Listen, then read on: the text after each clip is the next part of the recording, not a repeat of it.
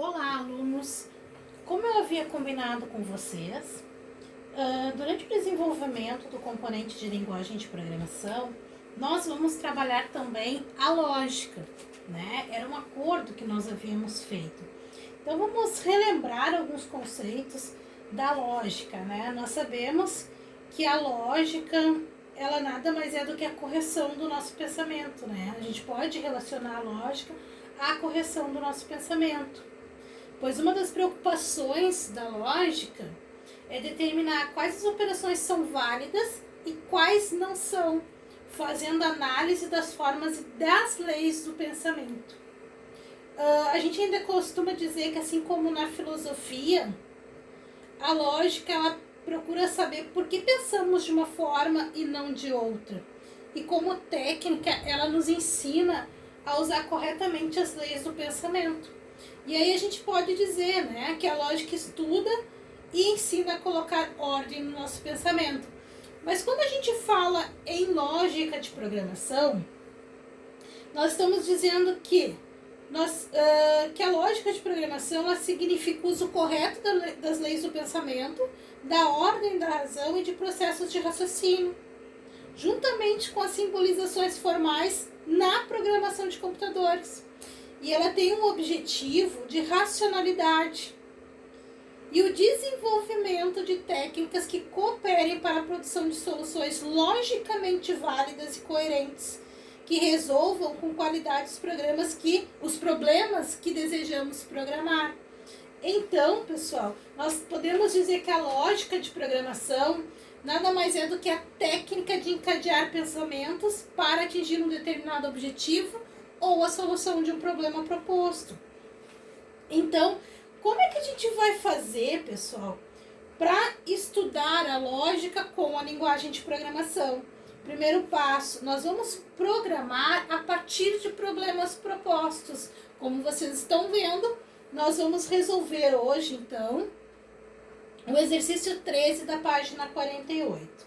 Mas eu pergunto para vocês, né? O que é um programa? Um programa nada mais é do que uma sequência de passos que visam atingir um objetivo bem definido para a solução de um problema proposto. E aí eu posso dizer também que um programa nada mais é do que um conjunto de instruções que visam atingir a solução de um problema proposto.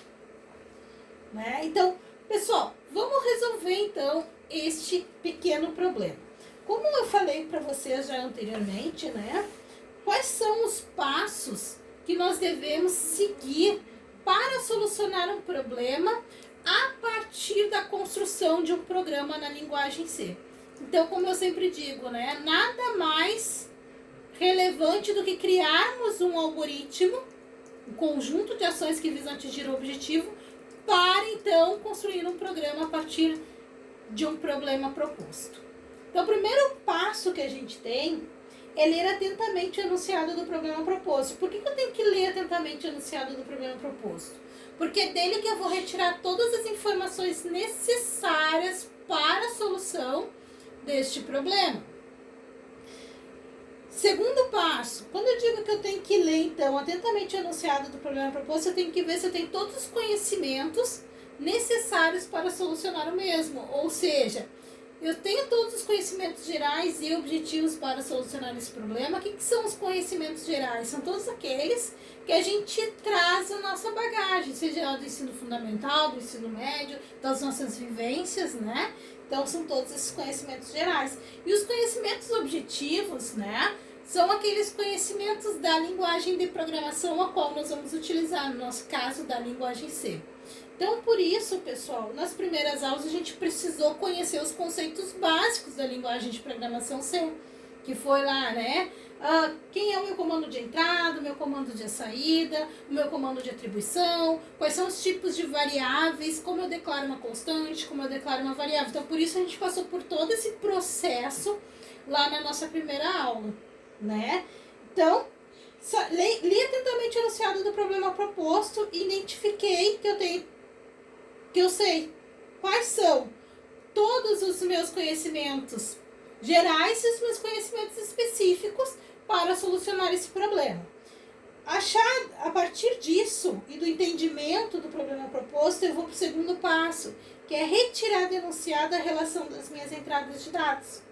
Ou seja, eu tenho que achar naquele problema proposto e definir quais são as informações que o meu programa deve receber do mundo externo, armazenar em memória para ser utilizada posteriormente para solucionar esse problema.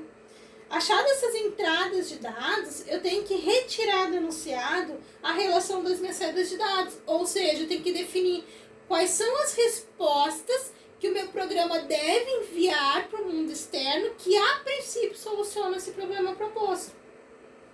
Achadas as entradas de dados e as saídas de dados, eu vou ter que determinar o que deve ser feito para transformar as entradas determinadas nas minhas saídas especificadas. Aí, pessoal, eu começo a verificar os meus processamentos. Ou seja, quando eu digo que para transformar, não estou dizendo que eu vou mudar as entradas para chegar às saídas, e sim, quais os processamentos e manipulações que eu faço com os dados iniciais para chegar às minhas saídas especificadas. Aí, nesses 3 passos, vocês vão ver que o nosso programa, ele recebe um conjunto de dados, ele processa esse conjunto de dados e fornece os resultados, onde nós temos os 3 comandos básicos vistos na aula anterior, ou seja, tenho a entrada de dados, eu tenho o processamento de dados, que é as atribuições, e tenho as minhas saídas de dados, né? Achado, então, esses 3 passos, eu vou construir um programa que, a princípio, vai solucionar meu problema proposto. A partir do programa construído, eu vou testar esse programa. Então, é o que nós vamos fazer neste momento. Então, eu ensinar a lógica, pessoal, nada mais é do que eu mostrar para vocês que, por exemplo, se eu tivesse que calcular a média de um aluno, eu não posso simplesmente sair calculando a média. Eu preciso de passos para atingir esse objetivo. Ou seja, não basta simplesmente eu calcular a soma e dividir. Eu passo por passos até chegar nisso. Ou seja, o usuário precisa me fornecer as notas para que eu possa somar essas notas e dividir pela quantidade de notas somadas e então ter o resultado da média calculada. Então, isso é a lógica, eu perceber que eu preciso de determinadas informações antes de chegar à solução propriamente dita. E eu saber colocar essas ações, essas instruções na sequência correta. Por isso que a gente diz que a lógica nada mais é do que a correção do nosso pensamento, né? A correção da nossa razão, né?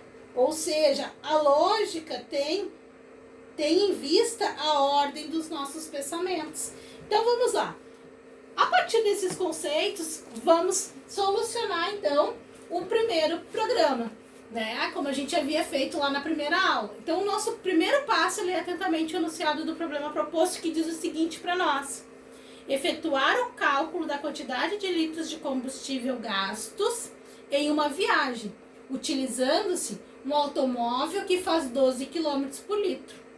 Para obter o cálculo, o usuário deverá fornecer o tempo gasto na viagem, a velocidade média durante a mesma. Desta forma, será possível obter a distância percorrida. Tendo o valor da distância, basta calcular a quantidade de litros de combustível utilizados na viagem. O programa deverá apresentar os valores da velocidade média, tempo gasto na viagem e a distância percorrida, e a quantidade de litros usados, ou seja, de litros de combustível utilizados na viagem. Então, lido o problema proposto, interpretado esse problema proposto, né, eu preciso começar a retirar quem? Os meus dados de entrada, meus dados de saída e os meus processamentos, também chamados de transformações. Então, é o que vocês têm aqui, ó, pessoal. O estudo do problema proposto. Então, quem são as minhas entradas de dados, né? Então, lendo o problema proposto, a gente identifica que nós temos como entrada de dados o tempo gasto na viagem e a velocidade média durante a mesma. Então, vocês lembram que eu comentei com vocês na aula anterior, né? Ou seja, o que eu comentei com vocês? Quando eu quero armazenar uma informação em memória, eu preciso alocar um espaço para então armazenar aquele valor e ser utilizado posteriormente. Só que como a gente não sabe em qual posição de memória cada informação vai ficar alocada, eu preciso dar nomes que referenciam determinados endereçamentos de memória. Então, o que acontece? Se eu preciso obter como entrada de dados o tempo gasto na viagem, eu preciso, então, declarar uma variável que vai referenciar um determinado endereçamento de memória, onde a informação vai ficar efetivamente armazenada para ser utilizada posteriormente a partir das nossas instruções.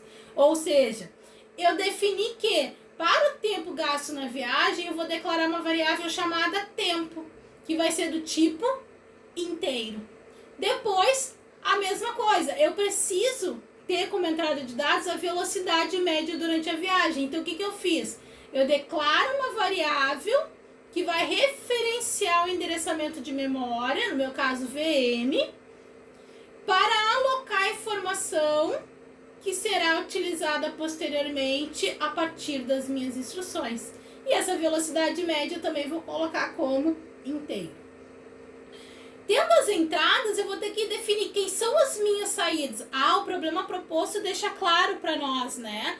Quando ele diz o programa deverá apresentar os valores da velocidade média, tempo gasto na viagem, distância percorrida e a quantidade de litros de combustível utilizados, ou seja, gastos. Então eu tenho que definir. Então eu tenho que mostrar a velocidade média durante a viagem. Aí eu pergunto para vocês, eu já tenho esse valor armazenado em memória? Tenho lá, na variável VM. Então, beleza, eu já tenho esse espaço em memória. Basta eu pegar essa informação e jogar na tela para o usuário. Eu tenho que mostrar também o tempo gasto na viagem. Eu já tenho uma variável que armazena esse valor, tenho a variável tempo. Então, o que acontece? Basta eu pegar esse valor e jogar na tela do usuário posteriormente. Agora, eu preciso mostrar a distância percorrida. Pergunto para vocês, eu tenho a distância percorrida dentro dos valores de entrada? Não, eu não tenho. Então, quer dizer que isso aqui eu preciso calcular. Se eu preciso calcular, é um processamento que deve ser feito. Então, se eu tenho que fazer um processamento, eu vou chegar a um resultado que deve ser armazenado em memória para ser utilizado posteriormente. Então, para eu ter a distância percorrida, eu preciso alocar um espaço em memória onde o valor da distância vai ficar efetivamente armazenado para ser utilizado posteriormente. No meu caso, DT do tipo inteiro. Para a quantidade de combustível gastos, eu também não tenho na entrada, certo? Certo. Então, o que eu faço? Eu sei que o meu carro, ele gasta 12 km por litro, né? Ele percorre 12 km a cada litro de combustível. Então, o que acontece? Como é que eu vou calcular a quantidade de combustível gasto? Eu vou ter que pegar a distância percorrida e dividir por 12. Porque eu não tenho isso ainda. Então, o que eu faço? Eu preciso declarar uma variável para poder armazenar a quantidade de combustível gasto na viagem, que no meu caso é LTS do tipo real. Então, o que eu vou fazer? Por que é real, professor? Ele é real porque eu vou trabalhar com divisão. E aí, então, eu corro o risco de ter um valor real de retorno. E aí, então, eu preciso de um processamento para isso também. Ok, mas o que eu preciso saber também? Como é que eu vou calcular a distância se eu só tenho o tempo da viagem e a velocidade? Eu sei que a fórmula da distância é velocidade vezes tempo. Então, o que eu vou fazer? Pegar o valor armazenado na variável da velocidade e multiplicar pela variável do tempo e atribuir a variável da distância percorrida. A mesma coisa para calcular o número de litros de combustível gastos. Então, o que eu faço? Pego a distância que eu calculei anteriormente e divido pela quantidade de quilômetros que o carro faz por litro. Que, no caso, é uma constante definida no problema proposto, pessoal. E atribuo a minha variável que foi declarada para receber essa quantidade de litros de combustível gasto. A partir disso, eu começo a construir o meu programa. Então, o que nós vimos, né? Que primeiro, o que eu faço primeiro na programação C? Eu defino quais são as bibliotecas que eu vou precisar importar para solucionar o meu problema a partir da construção desse programa. Então, o que acontece? Nós vimos que as bibliotecas nada mais são do que pequenos programas dentro do meu compilador que me permitem utilizar determinadas funções, como a biblioteca include stdio.h. Essa biblioteca é a biblioteca padrão para entrada e saída de dados, ou seja, aquela biblioteca para input e output. Ela me permite utilizar o printf, o scanf, o puts, o gets, que eu vou explicar posteriormente para vocês. A biblioteca include stdlib.h, é a biblioteca que me permite trabalhar com a função system, que vai dar uma parada de tela, certo, pessoal?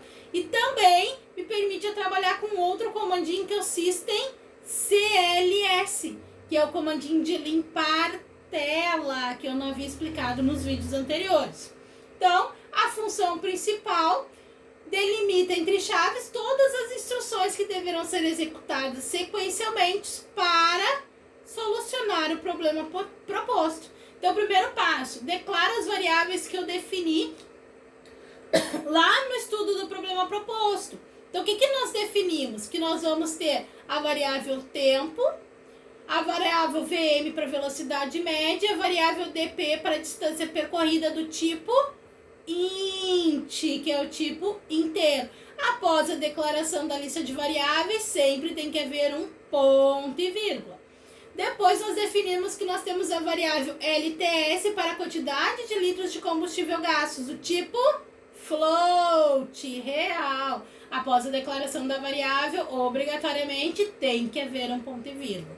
Depois eu disparo para a tela a mensagem. A partir de uma string de controle, né?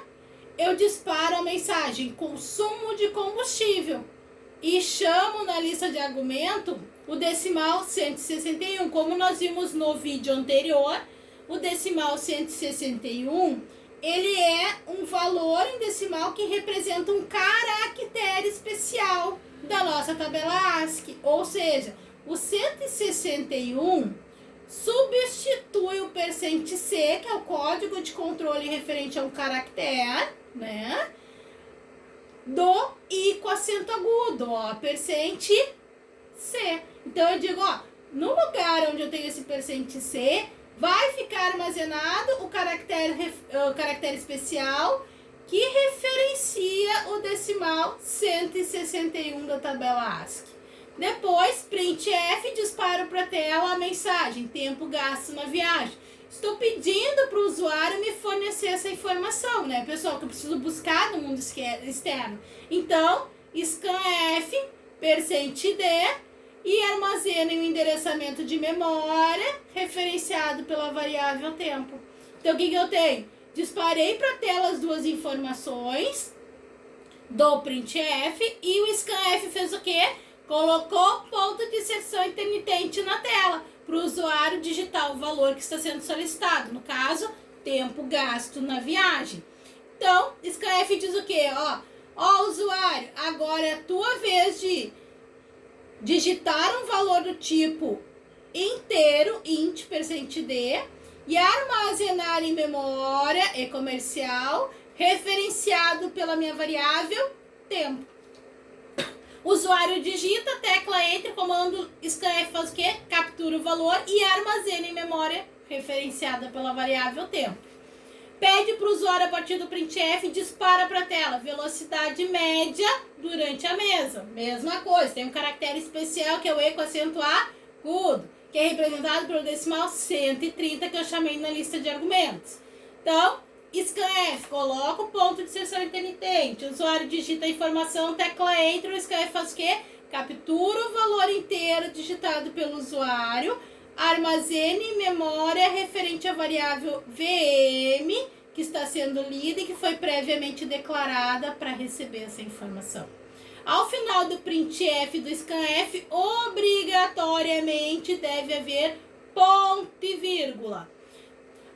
Tendo as minhas entradas de dados, eu vou fazer o quê? As minhas transformações e processamentos, ou seja, vou calcular a distância percorrida fazendo uma atribuição de dados do valor da velocidade média vezes o tempo digitalizado pelo usuário. Ao final, ponto e vírgula. A mesma coisa, eu vou calcular a quantidade de litros de combustível gasto na viagem, fazendo a distância percorrida dividido pelo consumo. Mas qual é o consumo, professora? Ah, o carro faz 12 km por litro, mas onde é que está esse valor? Consumo é uma constante que foi declarada anteriormente para receber essa informação. Olhem lá, sustenido define, consumo 12. No momento que eu chamo a constante consumo, ela então traz o valor 12 para dividir a distância por 12. Mas o que é esse float aqui, professora? Ah, isso aqui é um casting. Vocês notaram que a distância percorrida é do tipo inteiro e o consumo também é do tipo inteiro. Então, para retornar um valor do tipo real, preciso fazer o casting. Então, eu digo entre parênteses, eu quero que tu me retorne um valor float desta divisão e não o valor inteiro. E atribui a variável LTS. O system_cls é o comando que limpa a tela, ou seja, o que ele faz? Ele limpa tudo que foi fornecido pelo usuário digitalizado e passa para uma tela mostrando apenas as saídas, onde ele mostra a partir do comando de saída printf o consumo do combustível durante a viagem, que é o tempo gasto na viagem, a velocidade média durante a mesma, a distância percorrida e a quantidade de litros gastos utilizados. E por último, eu finalizo o meu algoritmo. O que a gente precisa rever daqui, né, pessoal? Professor, eu quero imprimir o tempo gasto na viagem. Então vocês notaram que eu tenho printf, uma string de controle seguida de uma lista de argumentos. A lista de argumentos eu chamo a variável ou os decimais que representam caracteres especiais. Então eu estou dizendo aqui, dispara para a tela, printf, tempo gasto na viagem, %d. Eu estou dizendo, no local desse código de controle, referenciado pela variável %d, você vai imprimir o conteúdo, ou seja, a informação armazenada em memória referenciada pela variável tempo. E aí ele imprime o tempo gasto na viagem. A mesma coisa, printf, velocidade média. Então, o que acontece aqui, média tem E com acento agudo. Então, chamo na lista de argumentos o decimal 130, que representa o E com acento agudo. Seguido, %d, ou seja, chamo na lista de argumentos a variável VM, que armazena em memória o valor referenciado pela velocidade média. E assim sucessivamente para as demais informações de saída, como a distância percorrida e a quantidade de litros utilizados na viagem. Só que uma diferença, né, pessoal? Vocês estão vendo aqui, para disparar litros de combustível utilizados, eu tenho o %.2f. Esse %.2f está me dizendo que, você só vai imprimir 2 casas decimais após a vírgula da informação real armazenada na variável LTS. Eu estou definindo quantas casas decimais eu vou imprimir após a vírgula. Outra coisa, pessoal, para vocês verem, é que tudo que eu tenho a partir de barra são comentários. Vocês podem notar que ele vai ficar em azul. São comentários que não são levados em consideração durante a execução deste programa. Agora, vocês já sabem, então, como é que eu posso colocar comentários dentro do meu programa. Pessoal, espero que vocês tenham conseguido, então, rever esse exemplo que eu já havia explicado anteriormente e solicitado para vocês criarem ele lá no Dev C++, compilarem e executarem para ver ele funcionando. Então, na próxima aula, nós vamos solucionar o primeiro exercício que foi pedido na aula para vocês.